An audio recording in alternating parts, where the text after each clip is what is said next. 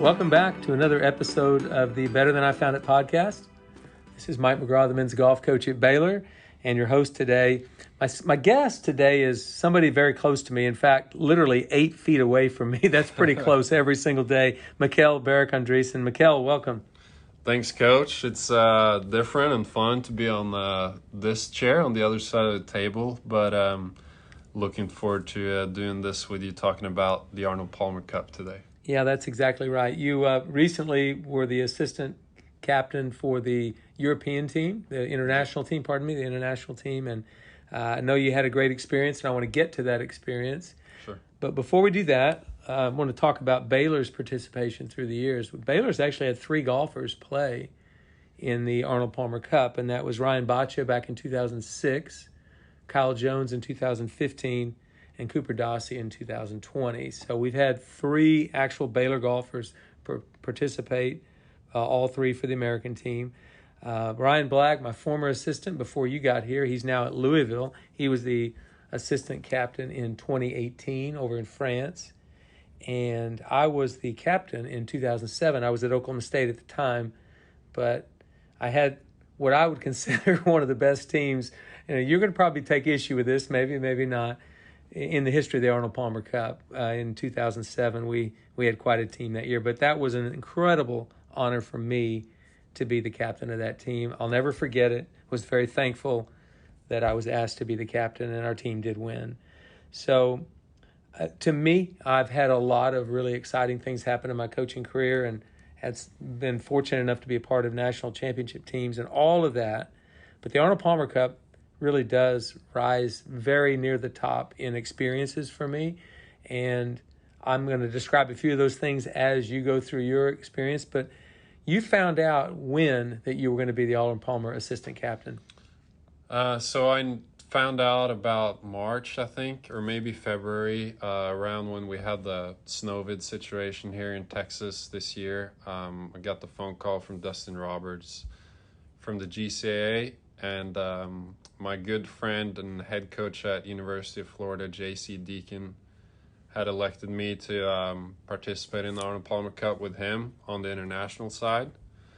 So I was thrilled. I'd heard so many good things about it. Obviously, I've heard all your stories and Ryan Black's stories from participating there as coaches, but I also had, players from the past that other schools have been at that have participated, and also knew very well of all the Baylor golfers that have been there, and just everybody spoken so highly of the event, and I certainly saw why this year. So. Yeah, well, the anticipation for you was high. It didn't hurt that your boss here in Baylor was talking so highly about the event. I will say this, before we get into your experience, the Arnold Palmer Cup did not start as a huge event. It was almost an experiment. They hoped that it would catch on.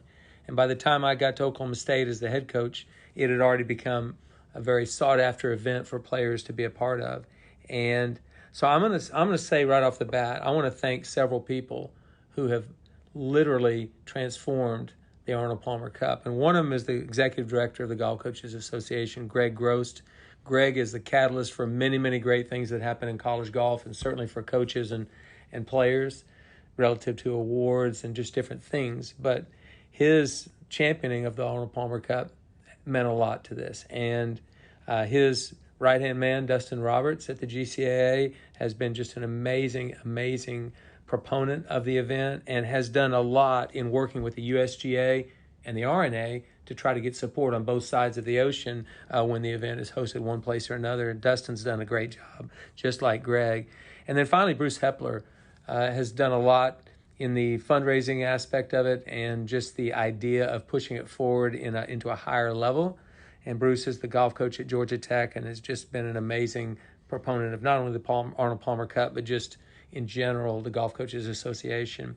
And finally, the Arnold and Winnie Palmer Foundation has been obviously very instrumental in advancing the cause of the Arnold Palmer Cup. So those people, and there's been several others, but those people in particular have had a great impact on the event. Yeah, what an event to put together. I saw firsthand this year the magnitude of the event. There are, you obviously have the matches, but There's a lot surrounding it too. There's a lot of people involved. There are dinners for sponsor events. I can't even imagine all the planning and fundraising that has to be put together for even just the courses. Like we played at Rich Harvest Farms this year.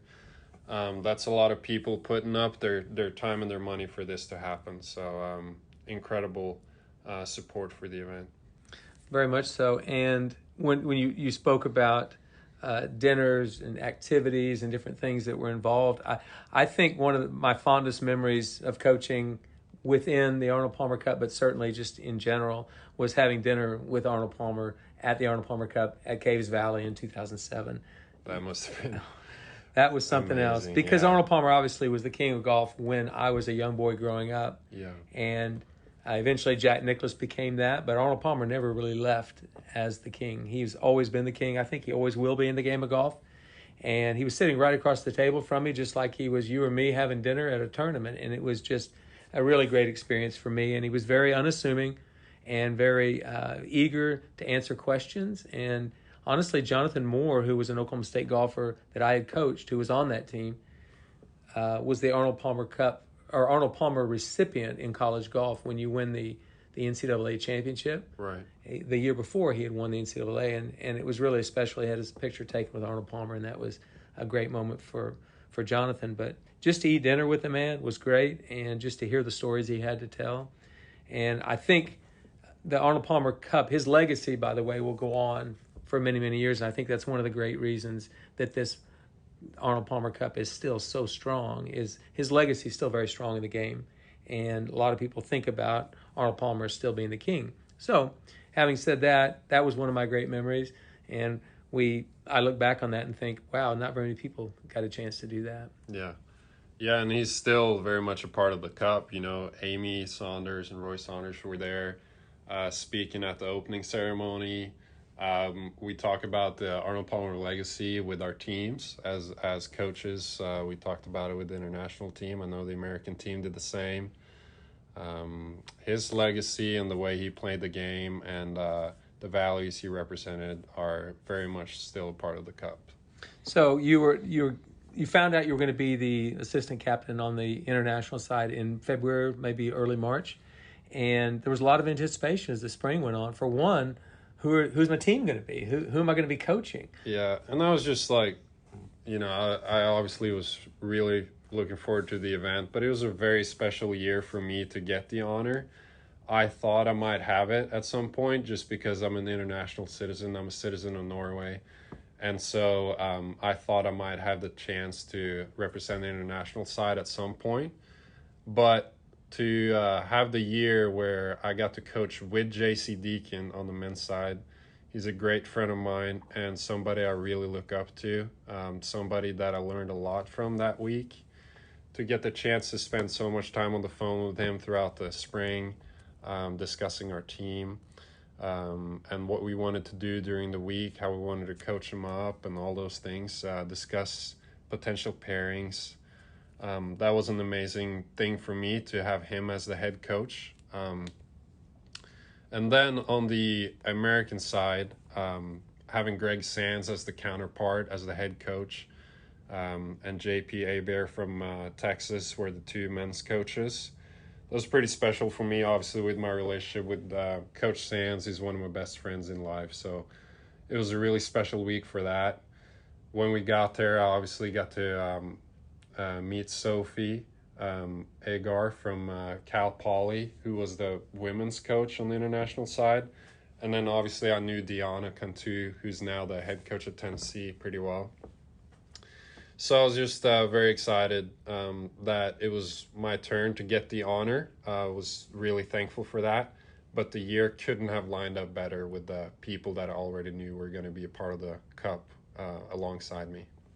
Well, and so you and I, we were going through our spring season, so you had a lot to think about there. Obviously, we were coaching, but in the back of your mind, you must have been thinking, I wonder what this person's like, or I've seen this person from afar, but don't really know them. Talked to this guy, have seen that girl, but you didn't really know the players, and you were trying to get to know them through the spring.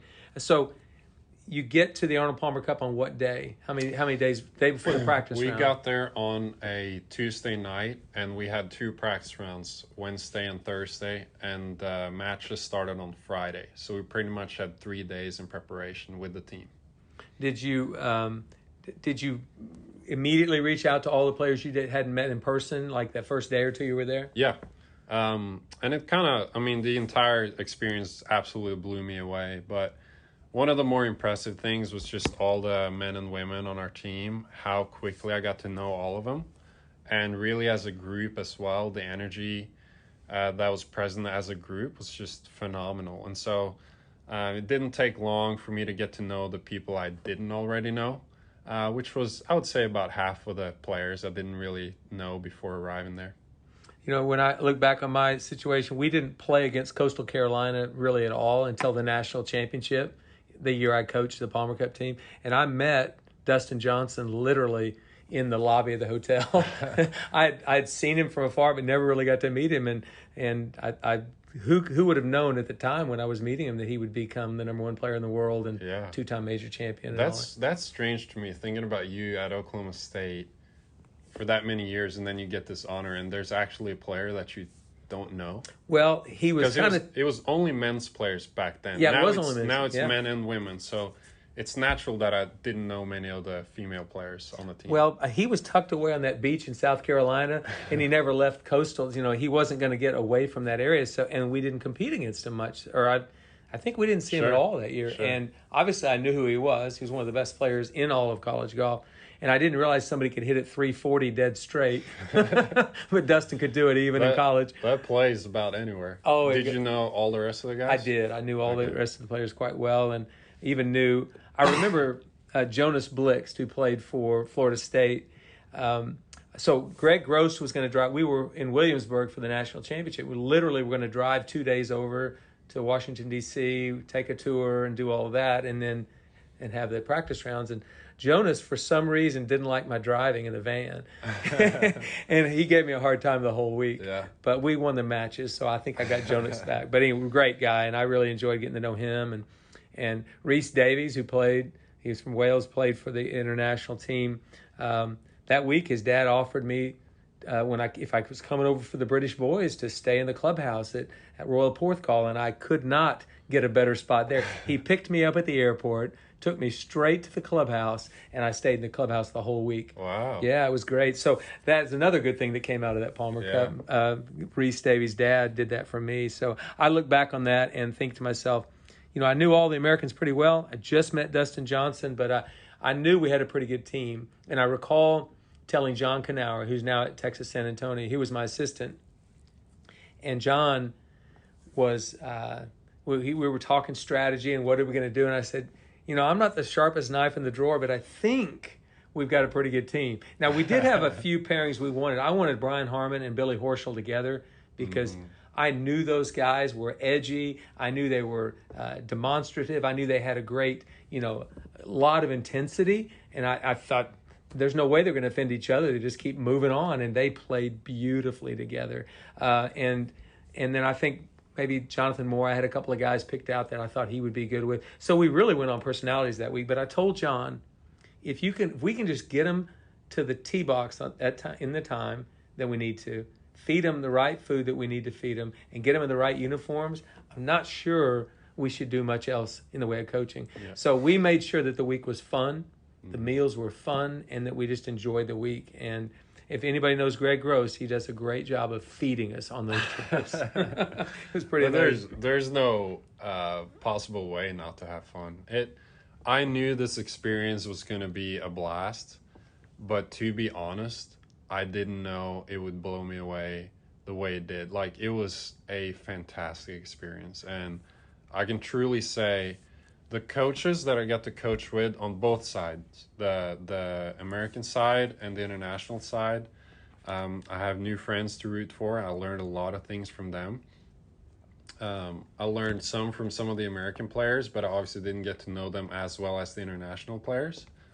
But on the international team, it's really cool to have 24 new players to root for, that I'll always root for, because there's so many great players, but great people too. And the way they competed really blew me away, both sides, American and the international team. You told me a story about you and Bo Jin. You had a putting contest.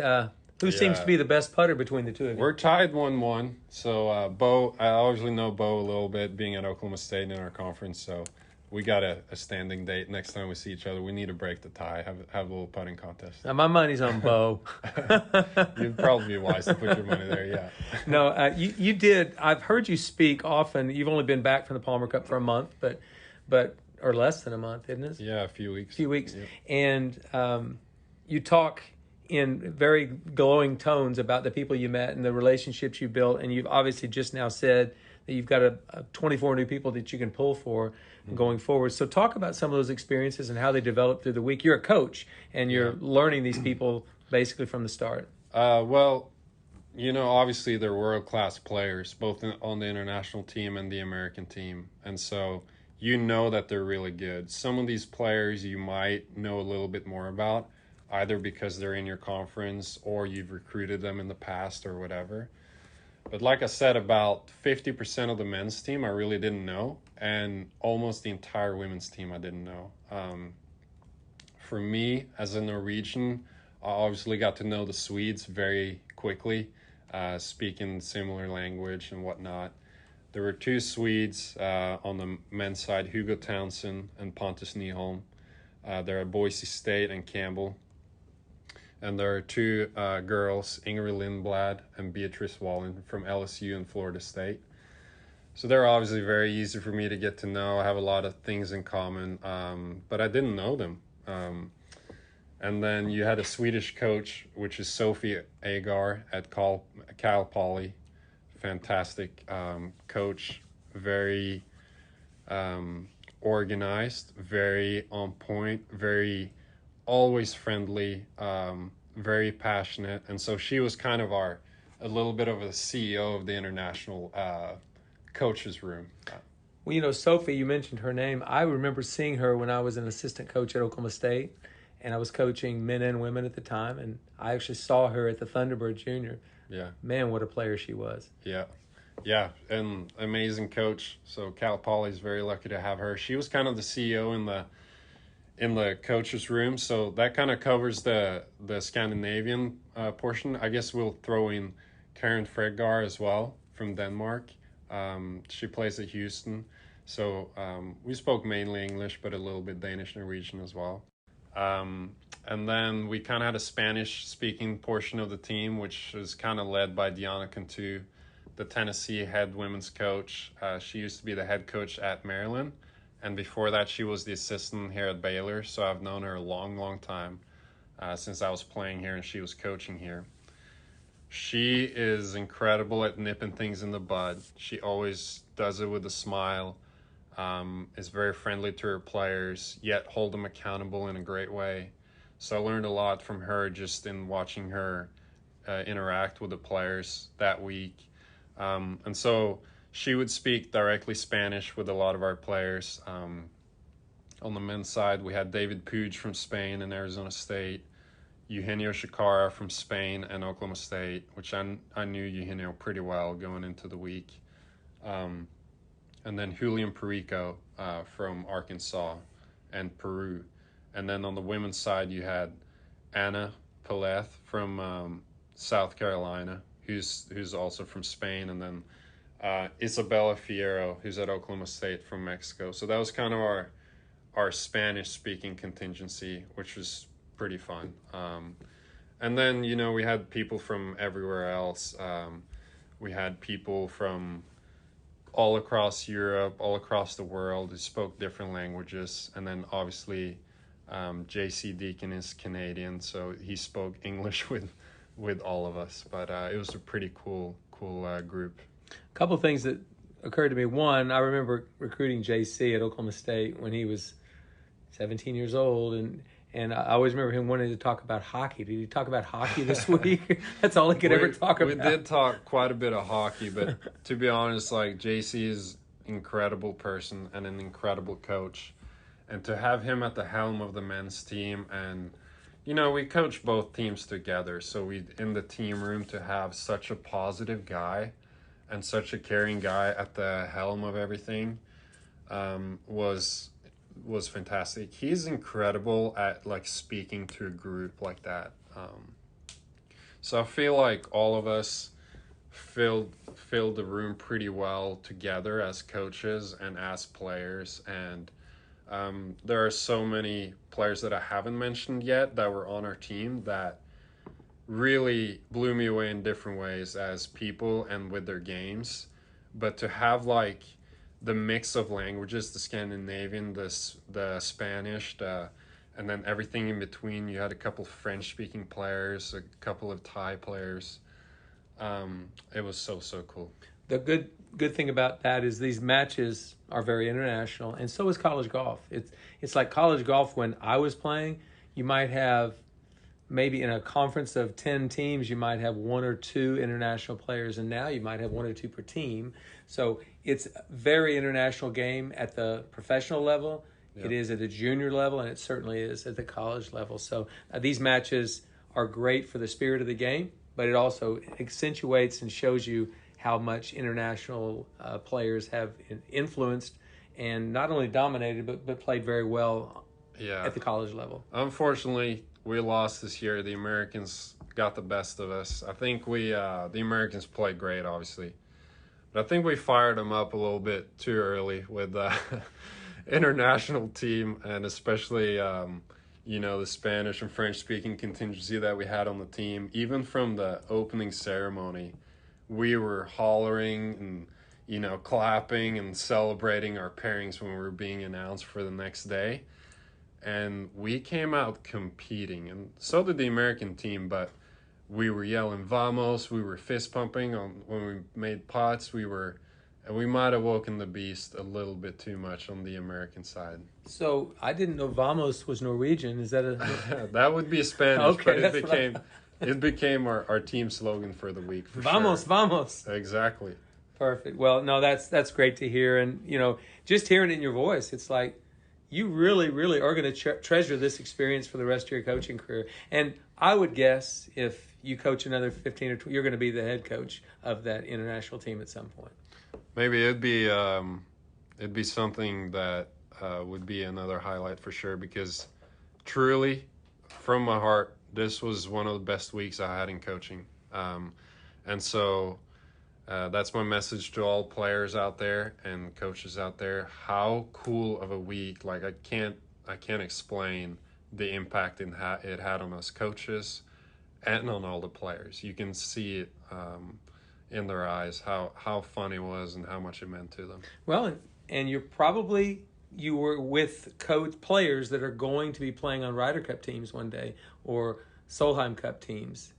You figure some of those players, they're the best in college golf. Why wouldn't some of them eventually get to the pinnacle in the professional ranks? For sure. I think that's probably, you just don't know which ones they are yet. For sure. Like look at past teams, and you'll see it. Like your team, for example. Oh, I'm glad you brought that up. No, we had This is one of your favorite things to bring up. But this is a typical Arnold Palmer Cup year. Is the 2007 one that you coached, very much which so. Included which players? Well, they included Dustin Johnson. Okay, pretty good player. Pretty good player. Webb Simpson, pretty decent player. Not bad. Brian Harmon. Okay. Billy Horschel. Yeah. Chris Kirk. Yeah. Jamie Lovemark. Luke List. And Jonathan Moore. Those were our 8 players. So it was a really good team. All have played the PGA Tour except one, and all but 3 have won on the PGA Tour. So, and several have won majors, and that it was a special experience. I didn't know that was in the future for that team because it's been pretty special what they've done, but I did know it was a special team, and I knew they were good. And Ryan Blagg came back in 2018 and told me all about how his team was going to dominate us in the long run, and they're not there yet. But close. That team included Colin Morikawa, Matt Wolff. Yeah, they're doing well. There's no doubt. Good. But no, that's another great aspect of this. You said you've got 24 people you can pull for going forward, but you also have 24 people you're going to follow, and whether it's following on Instagram or some sort of social media or just in the results of golf tournaments. Yeah, really sure. fun to watch that. For sure. I would like to give some love to the rest of the team too that I hadn't mentioned. I've mentioned all the kind of Scandinavian people and Spanish speaking people and all the coaches and their strengths. But we also had, let me start with a couple of Thai players. Puit, don't even going to try the last name, but he's a stud of a guy and great player at San Diego State. He was great to have on the team. And then from Maryland, she actually played for Diana at Maryland. We paired them together, the two Thai people, like the kindest people on earth and fierce competitors as well. So they were incredible to have on the team. Then we had Alex Fitzpatrick from Wake Forest in England. That's Matthew's little brother. He's a very accomplished player, great competitor, like great presence in the heat of the battle. I got to coach him at a few points during the matches, and I was very, very impressed with his presence during kind of the heat of the matches coming down the stretch. We paired him a couple times with Lauren Walsh, who was from Ireland and also Wake Forest. Incredible player, and super nice to have on the team. Very steady, like even keel competitor. We had Yushin Lin from Florida. He plays for JC Deakin, so they obviously have a great coach-player relationship. He's from China originally. We paired him with a couple different players, but one of the players we did pair him with was Pauline Racine-Bouchard, who's from France and South Carolina. Man, she is very impressive. Yushin is obviously a very accomplished player about to play in the British Open, so it'll be fun to watch him compete there. Great ball striker. Pauline is just great at everything, and she made a couple huge putts for us the first day. Those were some of the vamos that came out that might have fired up the American side a little bit. Going down the list, we had Alan Hill, who's from Maynooth. It's university in Ireland, and he's from Ireland himself. We also had Penny Brown from Stirling in Scotland. Those two guys, Penny and Alan, we paired them together definitely for the first session. They are not playing college golf in the States, but they're playing college golf over there in Ireland and Scotland.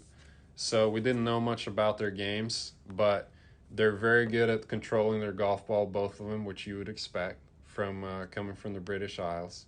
And just a blast to be around. Both pretty funny, a little bit reserved, but like very witty small comments here and there. Let's keep on going down the list. We had Adrian Dumont de Chassart from Belgium. He plays at Illinois. I have watched him in recruiting years ago, so I had a little bit of a relationship with him.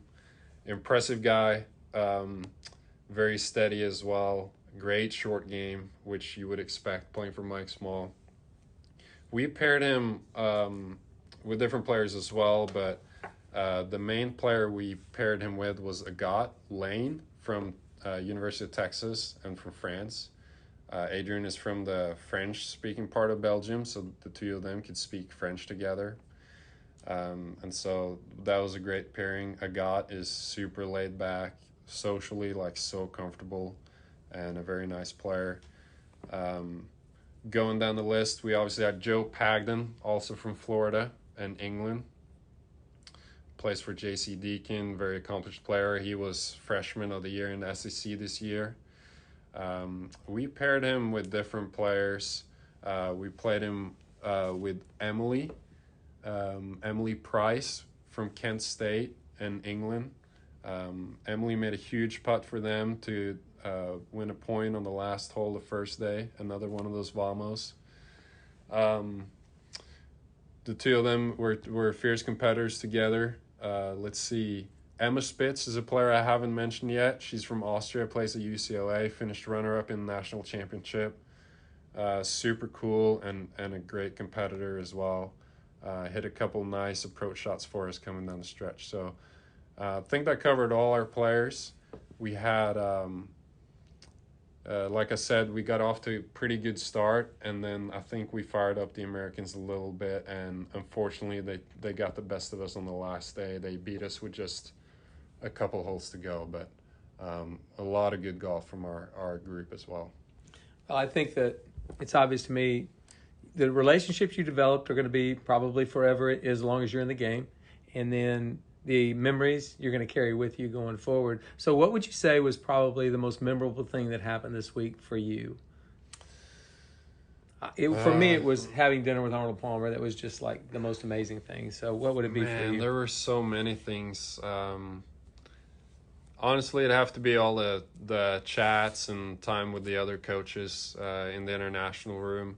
Maybe especially J.C. Deacon, just getting closer friendship with him. But the other coaches, I mean, we just kind of reflected on the week a lot, what we were learning, and it's very cool to have 3 coaches in your corner to kind of help you grow and learn more from that.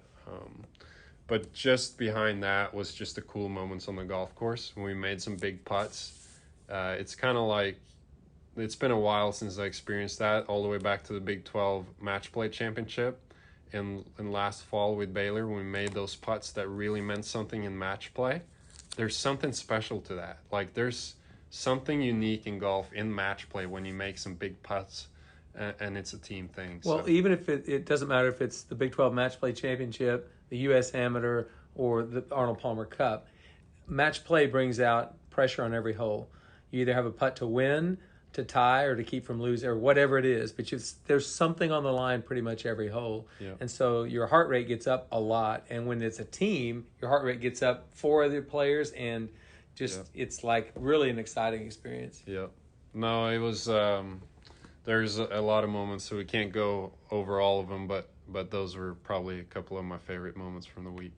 Well, I want to say this. First of all, thank you for giving those insights to the Arnold Palmer Cup and your experience there, but also thank you for the way you represented your country, Norway, for the international side, and then Baylor University. It's great. That's a great honor for us as a university to have a coach in that competition. And just, I really would think and would be very surprised if you weren't the captain one day, and I hope that happens, and I hope I'm around to see it. Yeah, well, thanks, Coach. I appreciate you saying that. It's, like I said, it's an honor for me to be part of the Arnold Palmer Cup, but it's an honor every day to represent Baylor. It's an honor every day to represent my country in kind of the unique way I do. And what a fantastic way to get to know people. And like I said, I have a lot of people to root for. So I hope we get some more Baylor Bears in the Arnold Palmer Cup in the coming years. We need one. This upcoming Arnold Palmer Cup that was just announced, they're going to Switzerland. Yeah. So let's hope we get a Baylor Bear or 2 from the men's and women's side on that team. I think that would be great. Let's do it. And again, for all of those out there listening, that's a great event to follow.